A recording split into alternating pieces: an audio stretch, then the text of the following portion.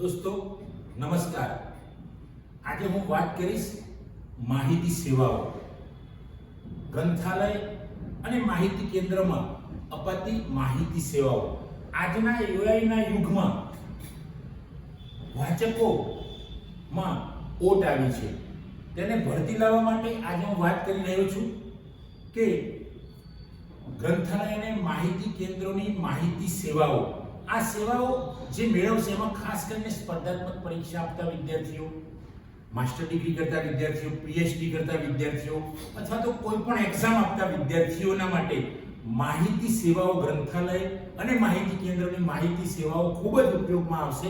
કારણ કે આની કોઈને ખબર નથી, સમાજ માહિતી સેવાઓથી અપરિચિત છે।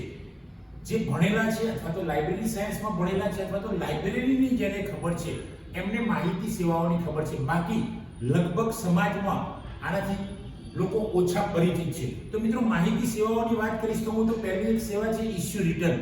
તમે લાઇબ્રેરીમાં જશો તો ત્યાં તમને પુસ્તક અથવા તો કંઈ પણ મટીરીયલ ઇશ્યુ રિટર્ન થશે। ત્યારબાદ તમે જોશો તો પિરિયોડિકલ સર્વિસ। તો પિરિયોડિકલ સર્વિસમાં એવું કહેવાય છે કે ભાઈ પિરિયોડિકલ ઇશ્યુએબલ નથી, પણ ઘણી લાઇબ્રેરીમાં એ ડિપેન્ડ છે લાઇબ્રેરીના ઉપર, તો પિરિયોડિકલ પણ જૂના પિરિયોડિકલ પણ ઇશ્યુ કરતા હોય છે, તો પિરિયોડિકલ સર્વિસ જેને કહીશું। ઇન્ટરનેટ સર્વિસ, લાઇબ્રેરીમાં લેબ પણ હોય છે અથવા તો ત્યાં આગળ ઇન્ટરનેટની સુવિધા હોય છે, તો ત્યાં આગળ જઈને તમે એઆઈનું જ્ઞાન મેળવી શકો છો। ત્યાં આગળ જઈને તમે કોઈ પણ વેબસાઇટ ઉપરની માહિતી મેળવી શકો છો।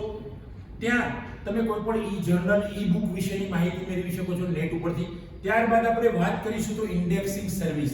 ઇન્ડેક્સિંગ એટલે આંગળી ચીંધવી, કઈ માહિતી ક્યાંથી અથવા તો કયા ગોડામાંથી અથવા તો કયા પુસ્તકમાંથી કયા મટીરીયલમાંથી મળશે, એ જે સેવા આપતી વાત છે, સર્વિસ છે, એને આપણે કહીશું ઇન્ડેક્સિંગ। મિત્રો, ઇન્ડેક્સિંગ એ ખૂબ મોટું કામ કરે છે અને એ ઇન્ડેક્સિંગ જે સેવા મેળવશે એ મોટાભાગે સંશોધકો, વૈજ્ઞાનિકો અથવા તો પીએચડી કરતા કોઈ વિદ્યાર્થીઓ હશે એ આ સેવા મેળવતા હોય છે। તો ઇન્ડેક્સિંગ સર્વિસ પણ બહુ અગત્યની છે। ત્યારબાદ આપણે વાત કરીશું રેફરન્સ સર્વિસ। જે પિરિયોડિકલ સિવાયની સર્વિસની વાત કરીએ તો રેફરન્સ સર્વિસ, તો એમાં એન્સાઇક્લોપીડિયા છે, આપણે વિશ્વકોશ કહીએ, ડિક્શનરી છે, ડિરેક્ટરી છે, ગેઝેટિયર છે, બાયોગ્રાફિકલ સોર્સ છે, બિબ્લિયોગ્રાફિકલ સોર્સ છે। તો આવા જે રેફરન્સ સોર્સ કે જે એક બેઠકે વાંચવાના નથી, પણ એવા પુસ્તકો, સંદર્ભ ગ્રંથો કે જે જ્યારે આપણે માહિતી જરૂર પડે ત્યારે આવા સોર્સનો ઉપયોગ કરવાનો। ધારો કે ડિક્શનરી, તો આપણે કોઈ નામનો અર્થ જોવો હોય તો ડિક્શનરીનો ઉપયોગ, ડિક્શનરી આખી વંચાય નહીં, કોઈ વાંચે પણ નહીં। એ જ રીતે આપણે જોઈશું વિશ્વકોશ, તો ભાઈ કે ગંગા નદી ક્યાંથી નીકળીને ક્યાં પહોંચે છે, તો આના વિશેની માહિતી જોઈએ તો વિશ્વકોશમાં મળશે। તો આવા સંદર્ભ સેવાની અંદર સંદર્ભ ગ્રંથો મળી રહેશે, તો આ એક સંદર્ભ સેવા છે। ત્યારબાદ આપણે વાત કરીશું રેફરન્સ સર્વિસ। રેફરન્સ સર્વિસ એ પોતે સેવા પૂરી પાડતું નથી એ કેન્દ્ર, પણ એ ખાલી આંગળી ચીંધવાનું કામ કરે છે। અમારી જોડે આ માહિતી નહીં, પણ બીજી સંસ્થાનું નામ આપે છે, સંસ્થાના સરનામા આપે છે, તો આને કહીશું રેફરલ સર્વિસ, નિર્દેશ સર્વિસ જેને કહીશું। ત્યારબાદ આપણે વાત કરીશું ટ્રાન્સલેશન સર્વિસ। મિત્રો, લાઇબ્રેરીમાં, મોટી મોટી લાઇબ્રેરીમાં ટ્રાન્સલેશન સર્વિસ પણ અપાય છે, કેમ કે આજના યુગમાં ભાષાએ બેરિયર રહ્યું નથી, કારણ કે કોઈ પણ લેંગ્વેજમાં મટીરીયલ લખાયેલું, પુસ્તકો લખાયેલા, પિરિયોડિકલ, પણ એનું ટ્રાન્સલેશન થઈ શકે છે। તો લાઇબ્રેરીની અંદર અનુવાદ સેવા એટલે કે ટ્રાન્સલેશન સર્વિસ પણ મળી રહે છે અને આ ઘણી બધી લાઇબ્રેરીમાં આવી સેવા મળે છે। ત્યારબાદ આપણે વાત કરીશું સાર સેવા, એક્સટ્રેક્ટિંગ સર્વિસ। સાર સેવા એટલે અત્યારે માણસ ઝડપી યુગમાં, માણસ પણ ઝડપી બની ગયો છે અને એને લાંબુ ગમતું નથી। સિનેમા હોય, ફિલ્મ હોય, પુસ્તક હોય, પિરિયોડિકલ હોય, સંદર્ભ, તો લાંબી માહિતી અત્યારે કોઈને ગમતી નથી, ટૂંકી શોર્ટમાં। તો સાર સેવા એવું કામ કરે છે કે જે માહિતી આખી ચોપડી ભરેલી હોય પણ એકાદ બે પાનામાં એને સમજાવી દે કે આ ચોપડીની અંદર શું માહિતી હશે, તો એને કહીશું આપણે સાર સેવા। સાર સેવા પણ અગત્યની છે, કારણ કે સાર સેવા એ પિન પોઇન્ટેડ ઇન્ફોર્મેશન વાચકને આપે છે। તો મિત્રો, આ સાર સેવા પણ અગત્યની સેવા છે।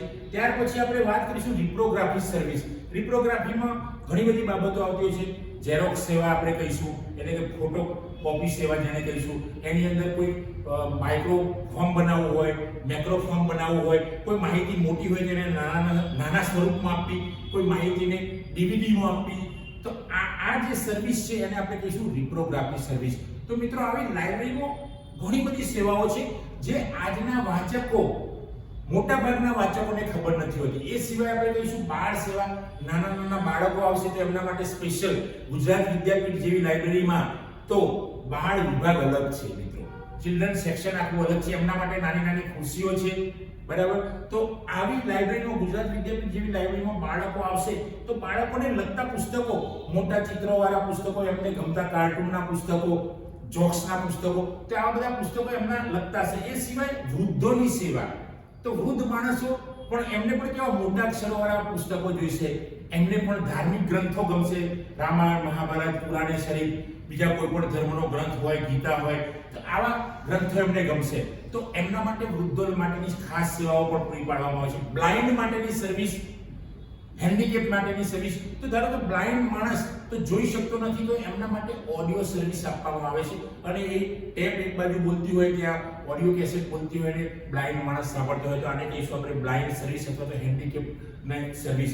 એ સિવાય આપણે વાત કરીશું મહિલાઓને લગતી સર્વિસ, વુમન સર્વિસ, કે જે લેડી જે છે એ ઘણા ગૃહિણીઓ છે, અત્યારે ગૃહિણીઓ ઓછી થઈ છે પણ છતાં પણ ઘણી ગૃહિણીઓ છે અથવા તો બહેનો જે સર્વિસ કરે છે એમને પણ સ્પેશિયલ લાઇબ્રેરીનો ઉપયોગ કરવા માટે આવતા હોય છે.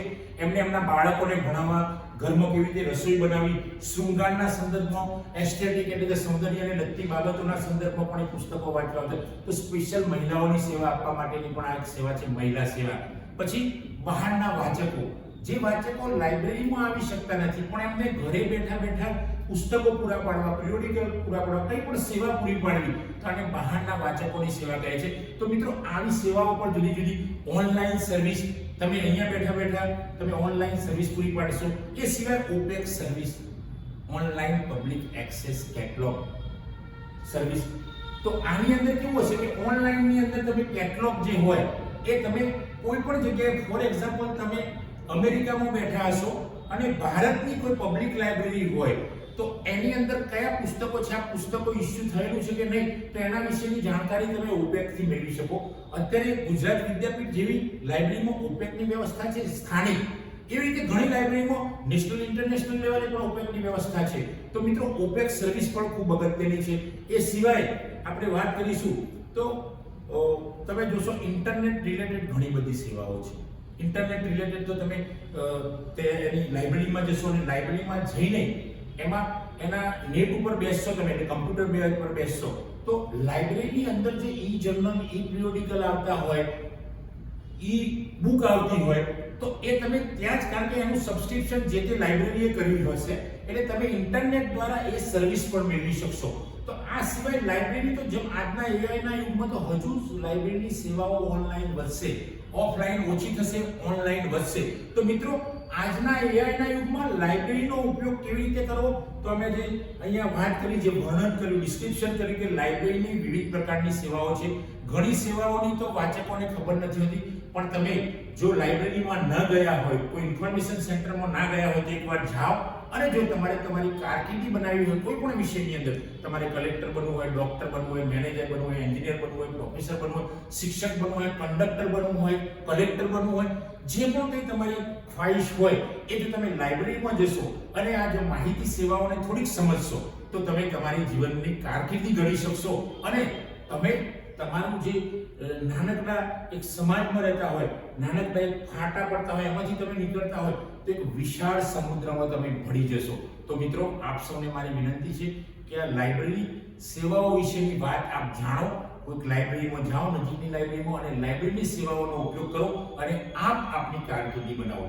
દોસ્તો, જો મારો વિડીયો આપ સૌને પસંદ આવ્યો હોય એને લાઈક કરો, શેર કરો, કમેન્ટ કરો, અને જો મારી ચેનલ સબસ્ક્રાઇબ ન કરી હોય તો સબસ્ક્રાઇબ કરો. જય હિન્દ, જય ભારત.